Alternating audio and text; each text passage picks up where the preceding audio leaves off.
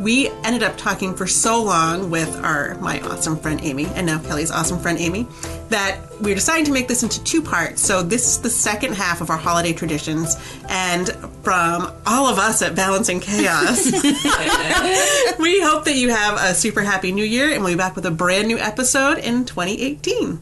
And I think that Santa's bringing me a new recording rig, so it's going to be super high tech. Ooh, I love your Santa. I love my Santa too. He's pretty awesome.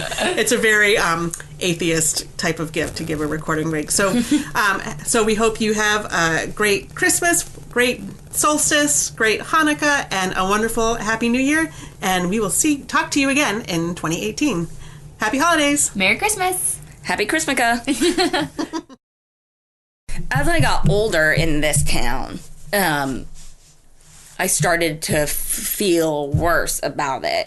And I think a lot of it, too, is you start to get into, like, the tween and teenage years, and you do not want to be with your family. Ever. Right? Like, I want to be with my friends.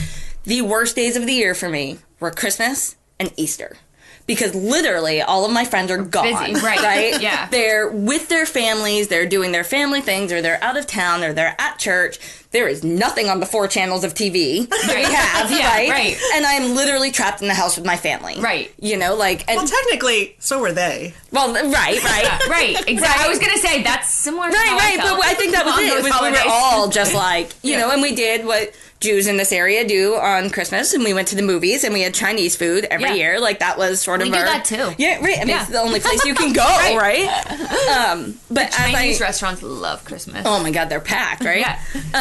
And then, as I got older, my parents sort of started, well, I think I started it. We went to Hebrew school, and we, you know, did that thing. And probably about 3rd grade, I was like, no, I'm like, done. You never got bat mitzvah or anything, No, I right? didn't. No, I didn't want to do it. My friends weren't there. I wanted to do dance lessons. I think my parents were alone, right? They didn't have the strong Jewish community connection here. They didn't have family, and I think it was no longer a priority for them with 3 small kids to fight about that.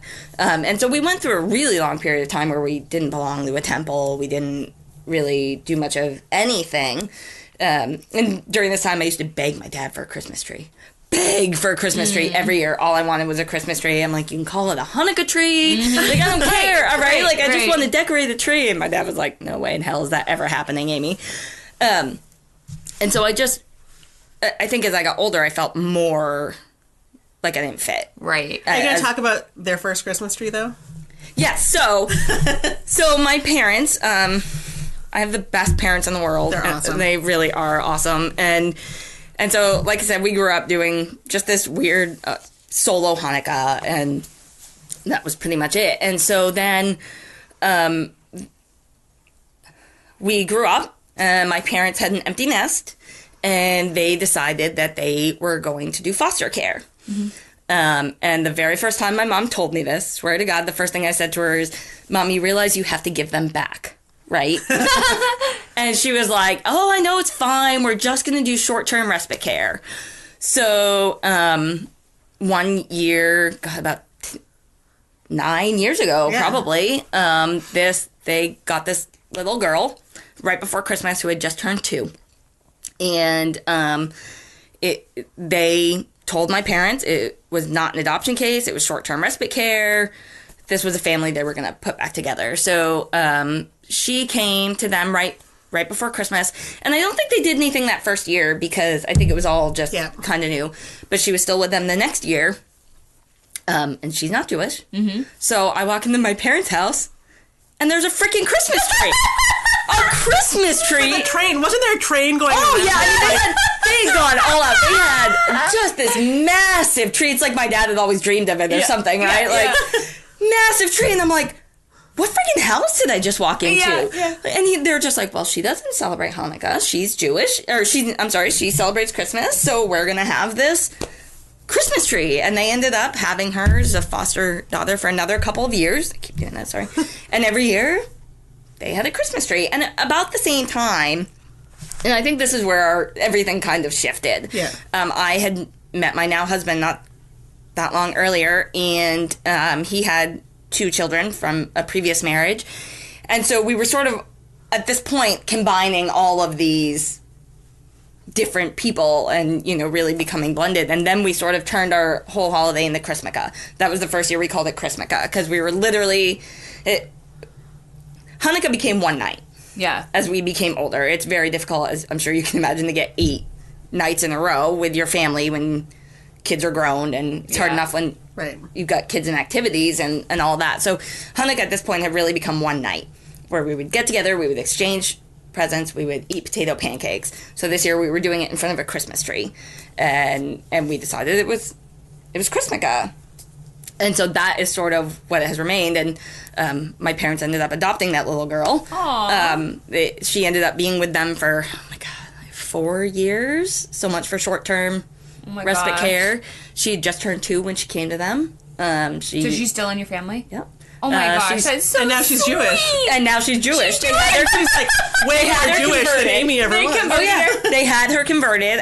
My parents sort of they did this thing where it was like their religion went to the wayside for a while, and then they got the kids out of their house and had time and money, and and so they started to shift back into it a bit. And so they did. They had her converted, and she goes to Hebrew school, and she's getting bat mitzvah next year, and they go to temple every week, and she goes to like a Jewish summer camp where she won a dog, by the way. She won a dog. They raffle a dog every year. That should be illegal. So Jews are raffling dogs. And you're mad that the school has an elf on the shelf. That doesn't sound good when you say it. Seriously. Oh, and she's the one that has a friend who, one of her friend's elves brought a dog. A puppy. Yeah. So that's another thing on our traditions, is that Santa does not bring extravagant things. Yeah. Like dogs. What is Santa going to bring? I don't even know. Because I want more credit for the things that I do. I want to be able to say, I work hard to do that. And B, I also don't want it to be like, when the kids go back to school in January and say, well, my Santa brought me an Xbox. And then the poor kid is like, my Santa brought me a rock. Right. I got a coloring book. I guess I was bad because I didn't get an Xbox that I really wanted. So I do it to try to... Oh, that's an interesting thought. Mm-hmm. Next year, Santa's going to take a turn, because James had already came down. He came down on me for my wrapping paper. Okay, so I have one more point about this. So after I grew up here and we moved to Boston, we lived in Brighton. We lived in Brighton, and my research appointment was at Hebrew Senior Life. Oh. So suddenly, I was the extreme minority. Oh yeah. Everyone around me every day is Jewish. And you know what? I was really upset because I didn't know a thing about it. And that's again why I think I don't think we should get into the nitty-gritty of like the specific detail of Jesus or God the Father, God the Son, and God the Holy Spirit and all that. Like, you can save that for home and your church and whatever family believes. But just the basic, like your kids, they may not know this. Sounds like they found out on the playground, but Christians who celebrate Christmas believe that Christmas is Jesus' birthday. Right. That's fine. Like, people shouldn't... I mean, I think... And I had no idea about the menorah. Like, I literally didn't. Because then here I am in Boston, and the Jewish people... So we were in the Brighton area. They're Hasidic Jews, I guess. So then I didn't know that there was this major variance in Jewish faith. Huge. Which I had no idea. Yep. So I'm sitting here. We walk our dog. We had a chocolate lab. And they had the hats and with the curls. Yep. And they took wide berths around us. They wouldn't make eye contact with us. And I was like, what the heck did we do? I don't know. Right. So at the place where I was doing my research assistantship, I was really close with the residents there because I spent time with them every day. So I started to ask them, like, hey, I live in this neighborhood, and the Jews to take the wide berths around me. And they started explaining it to me, well, some Jews believe that dogs are filthy. And da-da-da-da. Obviously not your summer camp. No. Right, I know! See? Different version of you! So I just think if we're going to move toward a society of equality and acceptance for differences, then we can't take the stance that we're not going to talk about it at all. Right. Well, see, and here's where I come. So I did not, sorry, Mom and Dad, get raised religious in any way, shape, or form. Something that my father goes crazy over now because he's found religion again in his older age. But so for me, it's really about my heritage, right? Like, so my daughter now, she just turned 5.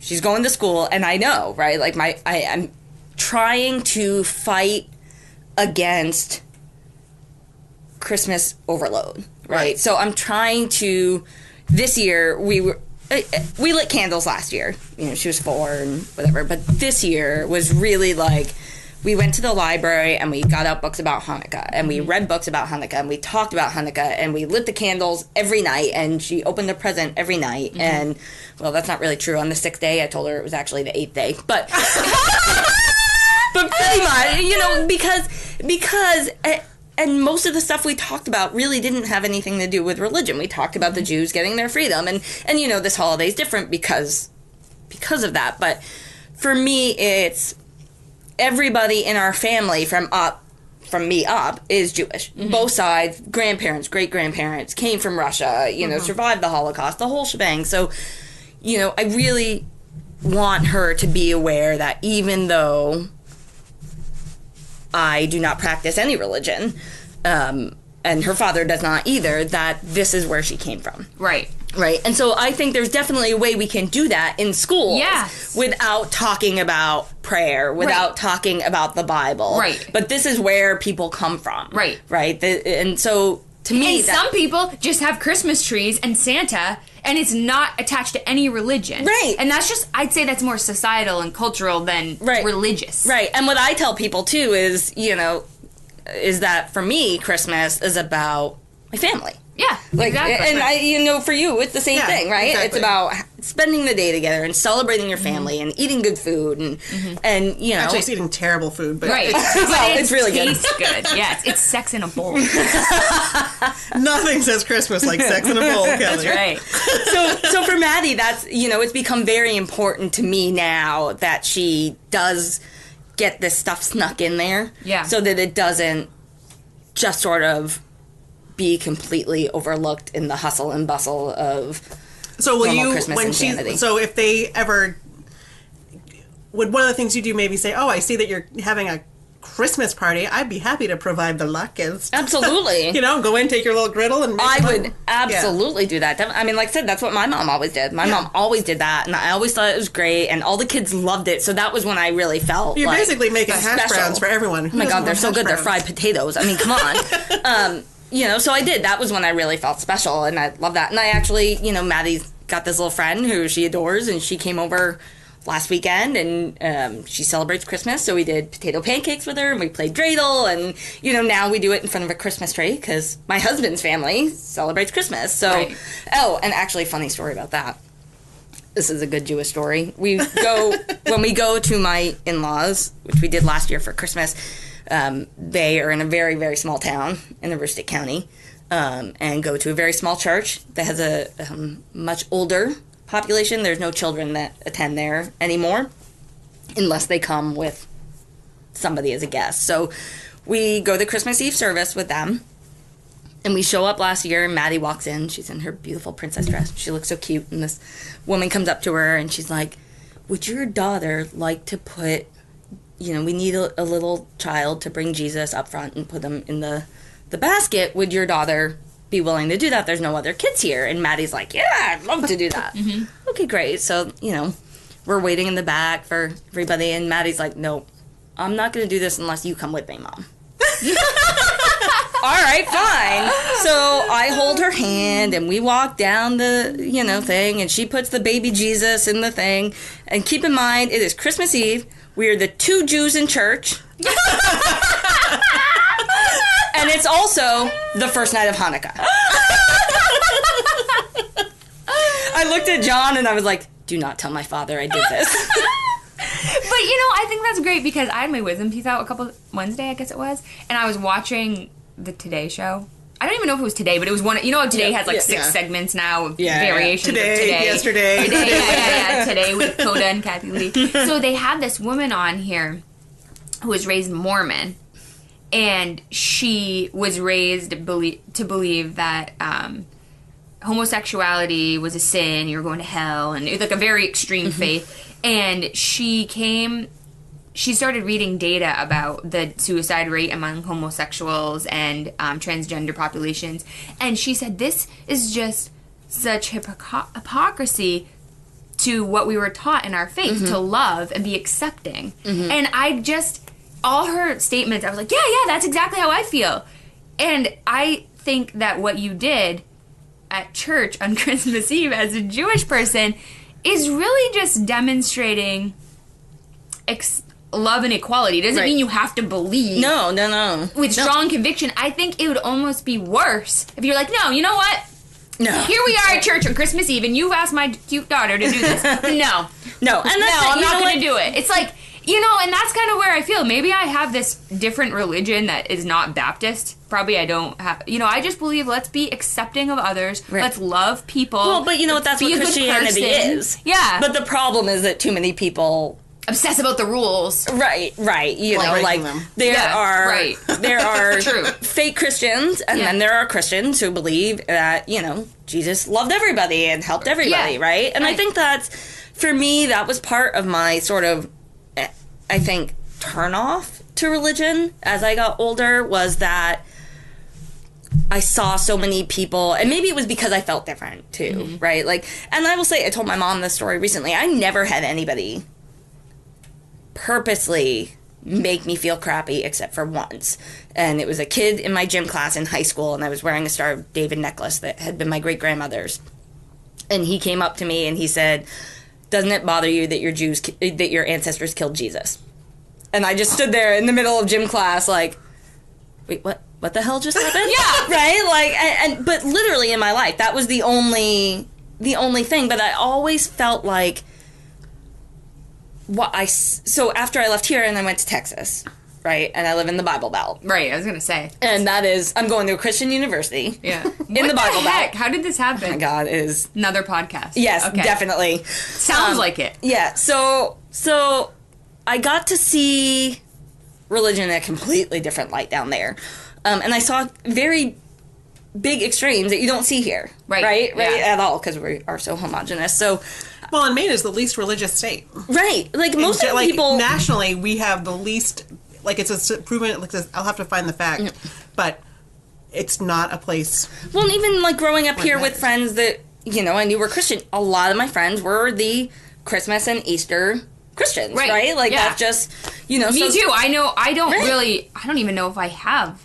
I think you're the only person I know that goes to church every week. Yeah. Yeah, I agree. I don't know of anyone. Yeah, I know a couple, but really not. Yeah, I mean, my friend many. from college, she's Catholic, and she goes every week, but she doesn't live here. Right. I don't. Sarah might, but I think that might be it. Yeah, I don't. I completely agree. That's why I'm like, geez, why are we so sensitive about it? Most people are celebrating Christmas for cultural reasons, not religious reasons. Right. I think, and so for me, as the resident atheist, I probably connect to the pagan roots of the Christmas season with solstice, which we just had solstice. And again, I feel like I've talked about this on like every podcast about how it just is so dark this time of year. And so the solstice is a returning of the light. And so you have the Christmas tree to, your pagan symbol of light is how the Christmas tree got started, but whatever. But it's all about like light how in the darkness, you believe right? it. Which is kind of like a Hanukkah thing, too. Right. But it's light in the darkness. So, hey, it is cold. It is literally 1 degree out right now. Right. It is freezing. We just had the longest day of the year yesterday, where we're 60. I just saw the statistic. 67% of the day is in darkness on the longest day of the year where we live. So now it's on the upswing.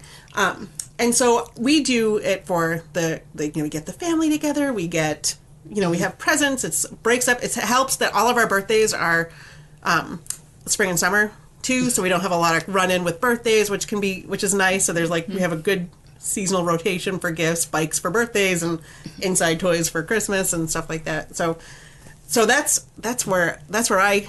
Well, my neighbor who was raised Jewish, who is now an atheist, is the craziest Christmas enthusiast I may have ever met. I mean, he decorated our house for Christmas. Oh my God, He's crazy. I mean, when I was a kid, I used to beg and I had friends that would invite me over to, decorate their house, help with their trees or whatever. But big. All I wanted was Christmas lights Yeah. and a tree, and it looked so beautiful and sparkly, and oh man. So now I married a man who celebrates Christmas, and so I get the tree. I get both, right? Yeah. Like it was your vision. it was, right? Was that a vision board? You didn't know it. Well, now it's interesting too because my parents, so now my parents have 2 sets of kids. Really, I call the. So older... did they adopt another one? No, but I mean they have Cheyenne, who's still living at home and all that, and then they have the 3 adult kids with their own. Yeah. The OG, the original group. And all 3 of us are married. 2 of us have kids already, and none of us married somebody who's Jewish. Right. None of us. Well, how could you? Well, the options are really limited. Right. I mean, we grew up, my sister and I both met our husbands here. My brother met his wife in Alabama. And you were at a Christian college. I was at a Christian college, yeah. So, so now we really have become Chrismica at this point. Like, it is really, like, sometimes because Cheyenne is in school, she gets break around Christmas time, right? So they'll come up a lot for Christmas, and we do potato pancakes and presents in front of the Christmas tree, and it's just sort of one big day. Yeah. And the best part is that your whole family's together. Exactly. And that's, and that's what it is. And we have a very flexible family of when we celebrate. They came up for Maddie's birthday in November, and they can't come up this month. Unfortunately, they usually do, but they can't this month. So we weren't going to do anything in November, but then Cheyenne, she has never had a holiday where she has not had her niece and nephew in front of her when they open the presents, because she's the best auntie ever at 12. So she insisted that we do Hanukkah when they were here in November. So that's what we did. Any Jewish person I've ever met, except those Brighton, the Hasidic Jews in Brighton, have been the most, of all the religions, I think the most open and least judgmental. And you know what I think it is? Years of persecution. Yeah. Yeah. Okay. I mean, really, yeah. I really do. I really feel like I grew up in such. Whenever I talk about my family was so liberal in every way. They're politically, but socially, very. My parents were married in 1975, and my dad's best man was gay.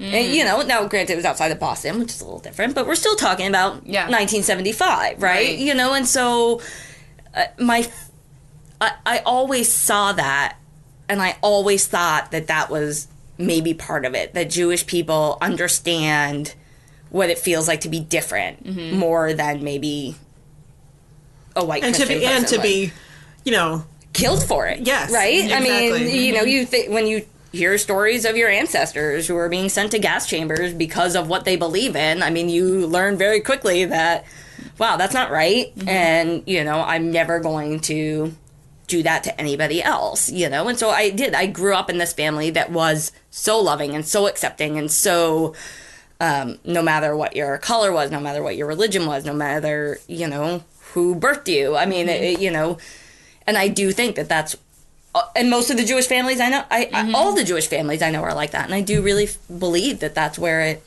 Well, I think comes from. I wish all religion would get that way, because I really feel that way. I mean, I say it all the time because we're talking with our friends, and she's like, "Don't judge me. My house is a mess." I'm like, "Listen, honestly, truth and all truth, I don't care what you do. Right? I honestly don't care unless you're raping someone, right, or molesting. That's my line. That's my line right there. I'm like, you know what? I'm sorry. Maybe murder. Murder too. Murder, those 3. Right. But if it doesn't affect me, right, I honestly don't care what you do with your life, and I'm not going to judge you for it because it doesn't affect me. It doesn't have anything to do with me. I will be kind to you and.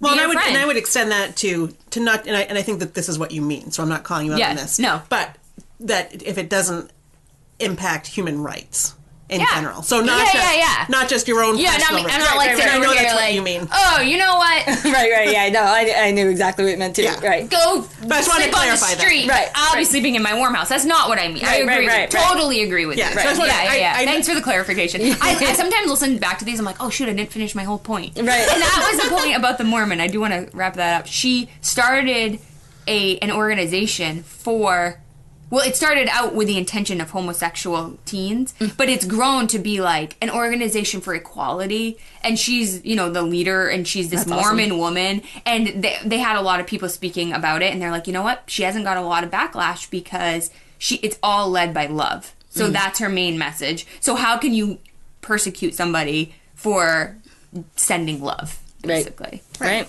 And that's how that's how I feel about. I wish we could move in that direction in religion. No. Unfortunately, there's just, you know, and I think here that's easier, honestly, if they, because it is not so religious, you know what I mean? Like, I think it'd be much easier in our schools here to do that. You know, living in Texas was interesting. At one point, I lived in a house. There were 3 girls living in the house. The house was owned by one of my roommates who came from a very, very Catholic family. She was like one of 12.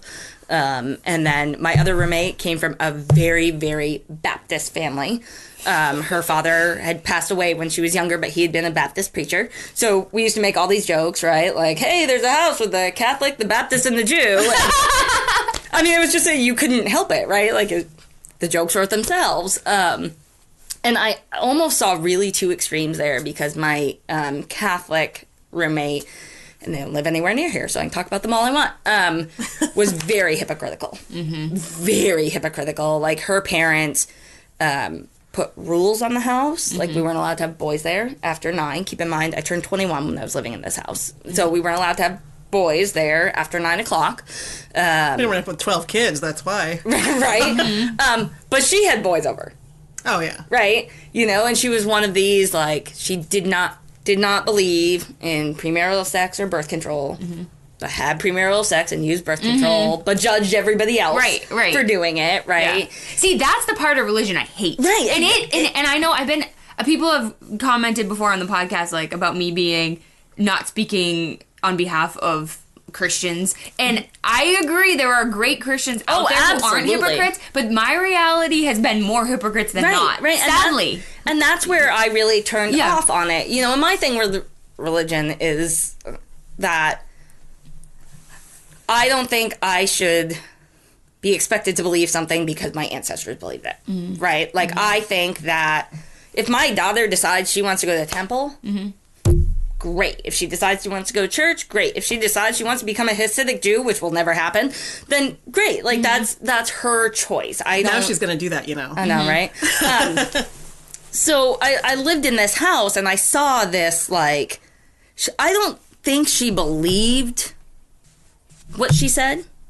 I think she was, I hate to use this word, but brainwashed to believe what she did. You know what I mean? And I will say she was a dance major, so she, like, was very open as far as homosexuals and, you know, loved that. She did believe that at least was okay, I guess. But she was really, like, at one point she told me, you know, taking the birth control pill is the exact same as having an abortion. You know, and I was like, really? Whereas my other friend, I had the other extreme in the house who was very, like, very Baptist, but very sweet and loving. And the way you should be as a Christian, right? Like, she wanted to love and accept everybody, and if she didn't believe the same thing, that was okay.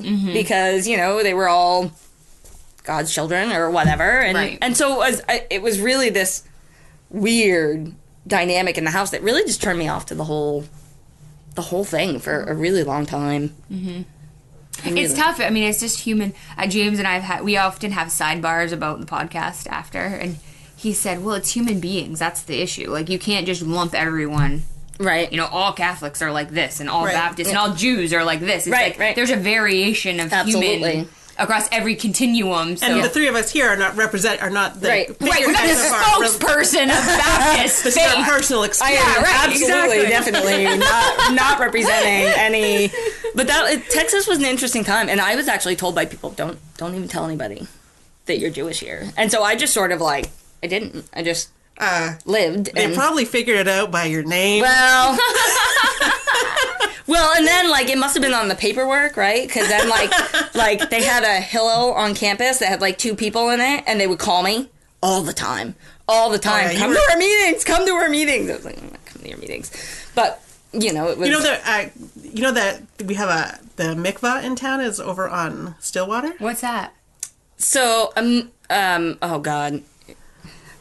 Right? Isn't that what it is? It is a mikvah. I would have to look it up to go into too much detail, but it's a pool. There's like a little pool. It's almost like an overgrown bathtub, really. Like, think hot tub size. Mm-hmm. And I have been in it because that's how they convert. So when Cheyenne was converted, part of the process involved being in water. And, beyond that, I can't tell you much. But it looks like a shed. Yeah, but it's right across from Broadway Park. And they also, I feel like there's it's used sometimes for funeral. Like, there's some kind of weddings, I think, too. Yeah, there's some kind of... But it's this very nondescript building that you look at and you're like, why is this building here? Why is it well kept? Why? Like, it doesn't make any sense. It looks like a shed. Yeah. Really. Like a nice shed. I'm gonna have to look for it. Across from Broadway Park, behind, like, the nail place. Oh, okay. Yeah. Oh, yeah, I've seen that. Yeah. Huh. So just so you know, that's just a little, like, Bangor fun fact. So, one last question about this. So, Jews, what's the major difference between Jews and Christians? Jews do not believe Jesus was the Son of God. Oh, but do they believe Jesus existed? He was a prophet. Oh. Okay. So there is there is Jesus, but he not wasn't the Son God's of God. Son. Right. So it wasn't like a... Doesn't seem that radically different. No, I mean, well, I don't want to irritate anybody here, right? I'll get a comment about that. There's a reason the Jewish Bible is the Old Testament and the Christian Bible is the New Testament. I mean, the old one came from the other, really. Right. I mean, but we have both. We have the new and old. At least in my church, we have the. Well, you can maybe cut that. Maybe I don't know what I'm talking about then. Well, no, I mean it's like the blind leading the blind here. Right. Where I'm not. I didn't go to school. I'll wrap for that. divinity. Yeah, you're both right. I didn't go to divinity school. Jump off. So. Yeah, It's really complicated. It is. I got into an argument on Facebook, which I know I shouldn't do, with a member of my church because I probably shouldn't even talk about this, but it really upset me because she was really vocal about question 2 passing. Which is Medicaid expansion. Yes, there we go. Thank you for all the people who forgot already. And it bothers me when Christians, especially devout Christians of any faith, go against something so fundamentally, what would you say, human rights? Yeah. Right. It's like the right to health care. I mean, we live in the United... I mean, I'm sorry. I don't think that we should... healthcare should be dependent on how much money you make. Right. That is horrible. And so that's where I might really get fired up, is about the healthcare. Yeah. But that's your... Yeah, I mean, this is where I live. I mean, yeah. This is where I work and live every day and see how it affects people. So she was really vocal. And one of the comments... She'd made a lot of comments, and I was fine with most of them. I'm like, whatever, that's what you believe. But this one, she said, like, well, now that healthcare's free... Wait, you thought healthcare was expensive, wait till it's free. Because we voted to expand Medicaid. Right. And I just got so mad, so I started quoting all these Bible verses, and I basically said, I don't know how, as Christians, we can be so hateful to people. The bill was, do you want to expand it if they make $11,000 as a single or $22,000 as a family of 4? It was something I might have my number slightly off, but it was around that. And as Christians, be like, no, you know what? Screw you. Yeah, screw you poor people. Screw you $11,000 a year. I'm not adding $1 in tax so that you can get cared for. Didn't, Joseph and Mary go to pay taxes? Isn't that how the whole thing started, was they went to pay taxes? It was just infuriating to me. So anyway, there's this one great Bible verse that basically says, like, as Christians, we're supposed to take the shirt off for our brother. I don't know. I'd have to find the exact quote. But her husband then responded to me and said that I took it out of context because that was the Old Testament, and no one in this country, in the United States of America, or in the situation that they were in during the famine. He had, like, all the information I don't have. Right. And so then I was like, oh, this is what confuses me about the Bible. And then I was like, how do you know? You weren't there. Right. This is like when I get mad about philosophy and Plato. And I'm like, you can't dissect what Plato was thinking. You weren't there in his head. Right. So I get so mad. And that's why I just got kind of turned off by the whole thing. And, it was interesting living in Texas because I saw people that were wonderful Christians, that were so kind, that were this wide diversity of religious backgrounds and, how they practiced and all that. But I saw so many people, much more than I ever saw here, who got so much comfort from their faith. right? They were so comforted by it that part of me wishes I had that, right? That part of me wishes that during these times of, struggle that I had that comfort. I mean, I know people that they're not afraid of dying. They're not afraid of being sick or, this is God's will and I'm going to be with my family members. And they're so entranced and comforted by this. And it's great. I wish I had it. I wish, I wish I had that in times of need I would feel. Well, there's a growing body of research in the field of spirituality, however it's defined. It could be by Jewish faith or Baptist, or Gretchen, who's an atheist, she may find spiritual practices in yoga or Buddhism, which isn't really even a religion. It's kind of just like a way of being, I'd say. I mean, again, I'm not a Buddhist expert, but these different, whatever it is for you. Right. But this like belief in either a greater power or like a sense of peace. Yeah.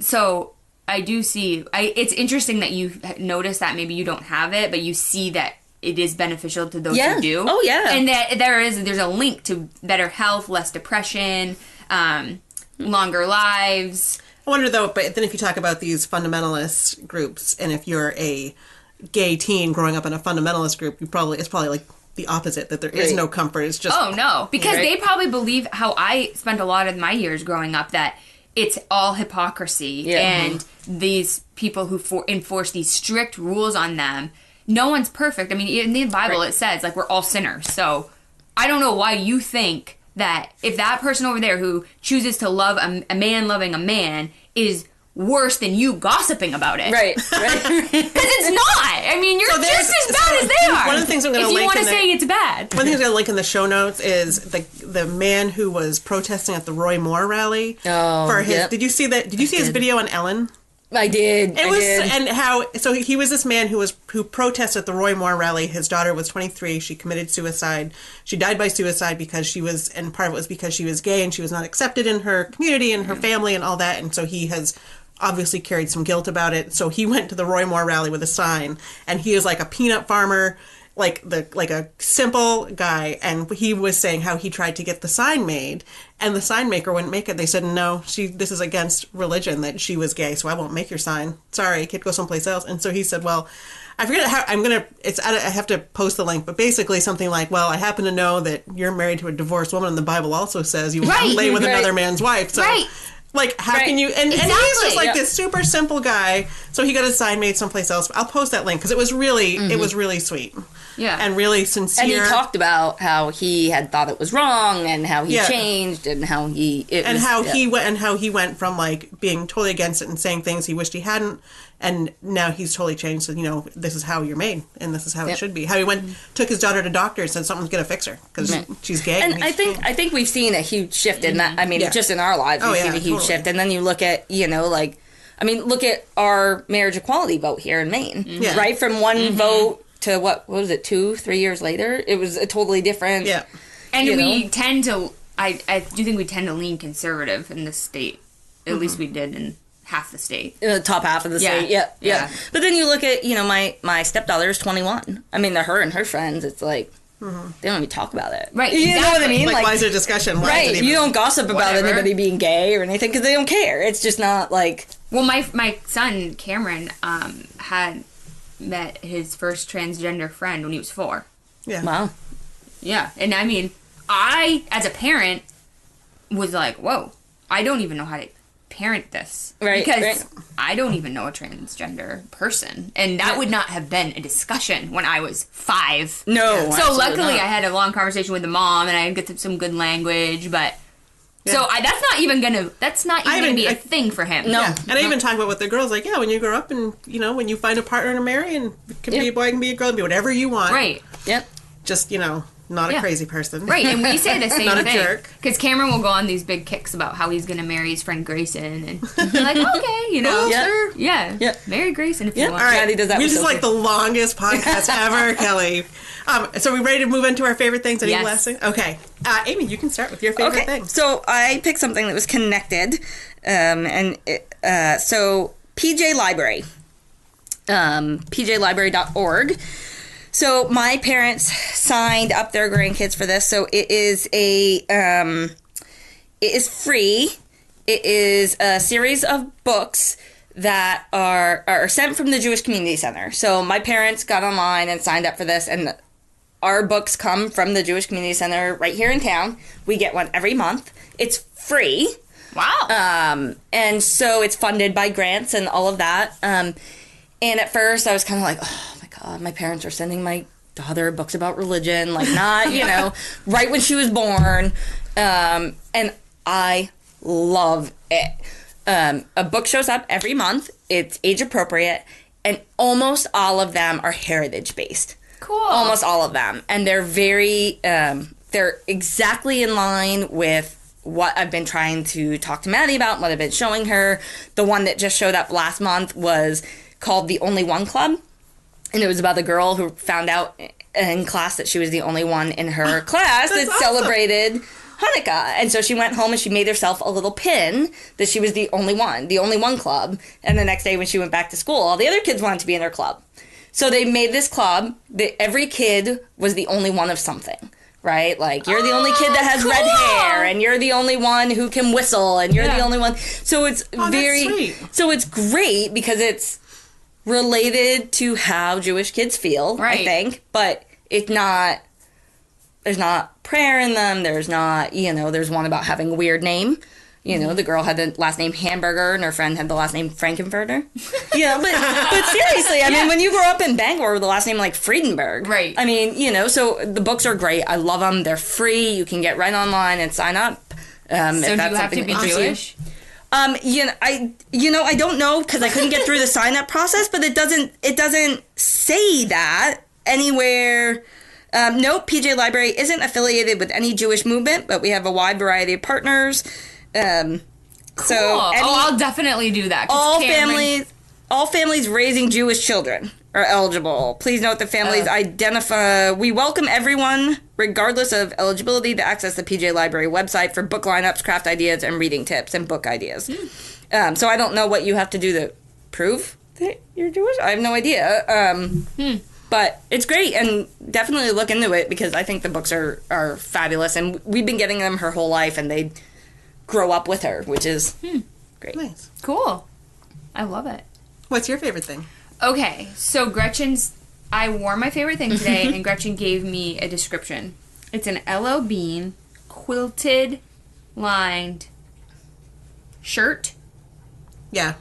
Some may call it's it like a coat. flannel, right? Yeah, it's flannel on the outside and quilted lined on the inside. I love it. I bought it this year. L.O. Bean had a 25% off sale, so we made an order. James has 2 of these, and then he ordered a third one on the sale. So he has 3. He's been wearing them for a couple of years, and I'm the cold one.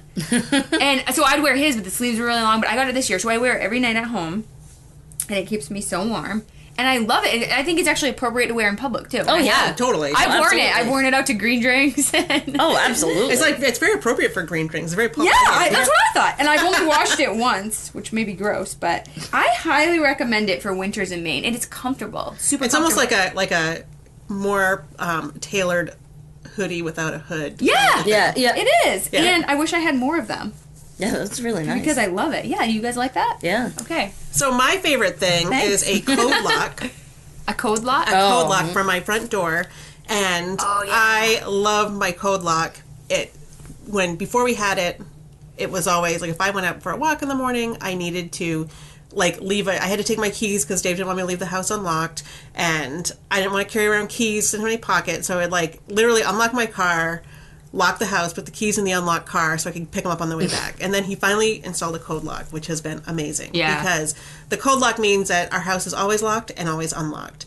And I can run out, I don't carry a key, we just punch in the code. I can also give the code, my neighbor has the code to come over and feed the cats or to feed the fish when we're gone. My parents have the code if they need to stop by when we're not here. And then when over the windstorm, I went over to our friend Alex's house actually to do laundry, and I locked myself out because I'm so not used to carrying a house key. And then I walked out, and luckily her neighbor had a key to let me back in because she was out of town. I was like, I'm so sorry, I just have a code lock, and I'm just so used to it. But I love my code lock. And you can get you can do deadbolts if you prefer a deadbolt. Ours is just the door handle, and it is super convenient to keep our house safe, but also accessible all at the same time, which works out well when Santa needs to visit. Well, James, my brother's girlfriend We gave him the code. has a code lock, and I love it. And we actually bought one for our apartment building because the laundry's in the basement, but you have to go outside the house to get into it. So everyone would have needed a key. Plus, James needed a key. And then, like, if we have work, you know, like an electrician has to come over. So we put a code lock on, and it's awesome. And I want one for the house, but they're kind of expensive. This one, the one we have was $100. That's a lot for a door handle. It's a lot for a door handle. It has paid for itself a million times. Yeah, over. no, I agree. But I was just surprised when I went. I was like, we don't really need it. I don't want to pay for it right now. I mean, but the apartment, it actually was... Yeah, because then you have somebody disappear with the key and think all the keys you have to replace. And then we'll get called, like, we lost our key. I mean, that's annoying. And you can also, the other thing with the code locks, you can set up temporary codes, so you can clear a code out, so you can have, like, up to 10 codes in it. So you could give, like, the cleaner, your housekeeper, a code, if you had a housekeeper, and they have that specific code, and then when they steal all your stuff, and you want to fire them, you can just change your code, and then you don't have to worry about them having your house key. Right. Because you've just cleared out the code they can't access anymore. So you can do it with contractors, like, we've done it for contractors, we've done it for... different things, and it's been awesome. And it is, I would spend the $100 in a heartbeat, especially also when your kids get older, like Ingrid walks home from school on her own. She doesn't have to worry about a key or being locked out, or she knows the code and can get in. You have to, like, when they're little, they'd be like, don't yell the code on the street. Right. But I love my code lock. Maybe for the New Year's resolution. Yeah. New Year's present. There you go. There we go. Because I think I miss Hanukkah already. If I wanted to do Hanukkah's over, yeah. Shoot. If I want to do a Hanukkah present. All right. Christmas, it won't come in time. All right. So I'm gonna wish you a happy holiday. Yes. Merry Christmas. Hope you had Happy Hanukkah. What do you have, like a Christmanonica? What do you call it again? Christmaka. Christmaka. There you go.